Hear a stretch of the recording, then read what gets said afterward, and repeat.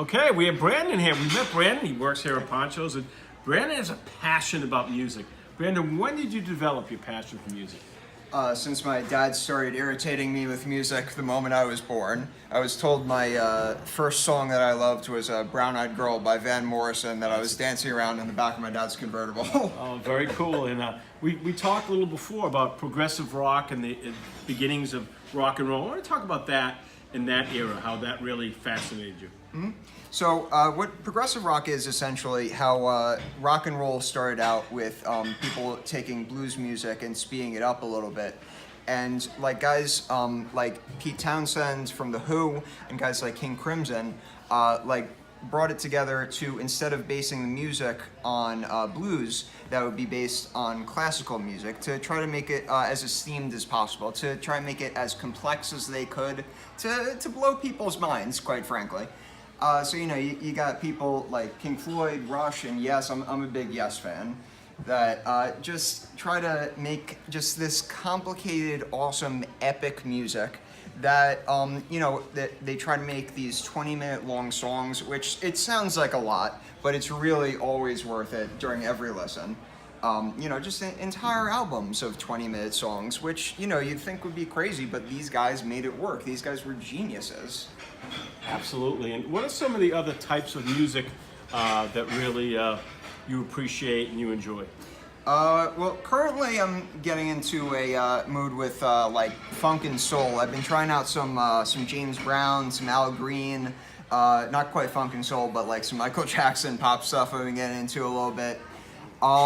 Besides that, I'm just very big on like the hip hop scene as a white guy, and just the lyrics, that it's just modern poetry.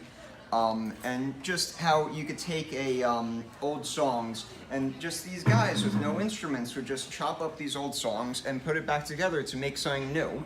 How just music is, what is it, like 12 notes? That's all it is. Yeah. So these guys just had the idea of let's not make anything new. Let's just do a remix of something that's already been done. It's cheap and it's cool. That's what it's all about.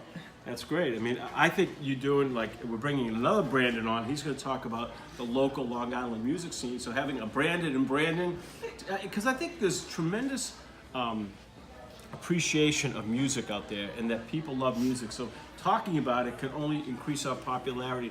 But if you could name a couple of musicians who are a little under the radar, people that you really like that aren't big names yet, but who are on the rise, who would be some of those musicians that we should keep our eyes on for? On the rise. Well, I don't know about guys on the rise, but I know people who are underrated. MF Doom, I'm a big fan. He's very underrated. Courtney Barnett is this Australian girl who makes some really great, like deadpan rock and roll. Some like very like Bob Dylan-esque lyrics. It's really incredible. An exceptional guitar player too. Besides that, listening to St. Vincent a little bit, who she's very great, but I wouldn't say at this point in her career she needs any help. I don't know, I try to keep up with my music when I can, but I always find myself going back to the history. Okay. Talk about some of the musicians who really influence you younger, who, wow, I love them as a band, I love them as a solo artist. Who are some of the musicians that really made an impact on your life early on that you said, wow, these guys are amazing? Well, that's easy. The first one that comes to mind is Bruce Springsteen. My dad was a huge Bruce Springsteen fan, and his camp, which I went to also, there's just a huge culture around it because the owner was a Springsteen fan and spray it out.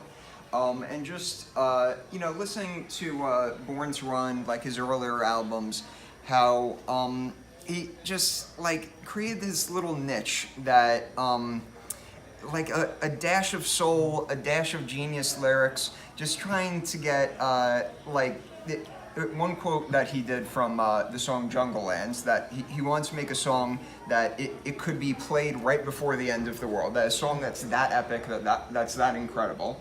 And just for someone to have an idea, that grand of an idea is incredible. How a guy in his, 60, 70, that you could still do 4-hour shows way better than kids who are like 19, Like, come on.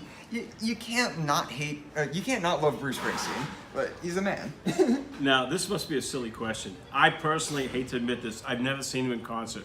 I would imagine you've seen him several times. Twice.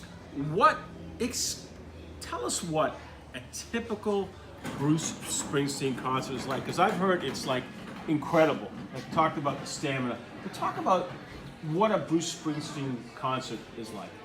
It's quite simple. He's the modern soul man. You don't think of him that way, but he's got this incredible band that's just so tight that he's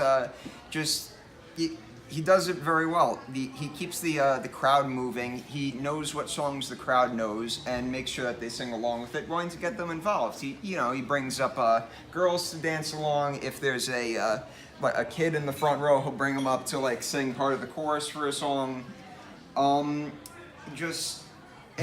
back and forth, but just sharing the spotlight between himself, Jake Clemens, the saxophonist, Max Weinberg, the drummer, Steve Van Zandt, the other guitarist, how they just have this incredible thing that they've been doing for years. And, Bruce is amazing by himself, but, when it's him and the E Street Band together, it's really something special. Excellent. So, Brandon, we don't want to keep you too long. We know you work here at Ponchos, but I think this is a great idea. Rocco, what do you think? Talking music with Brandon. All for it. I can tell your knowledge is awesome, Blown so away. thanks. You're And I welcome. think you were great. Thank you.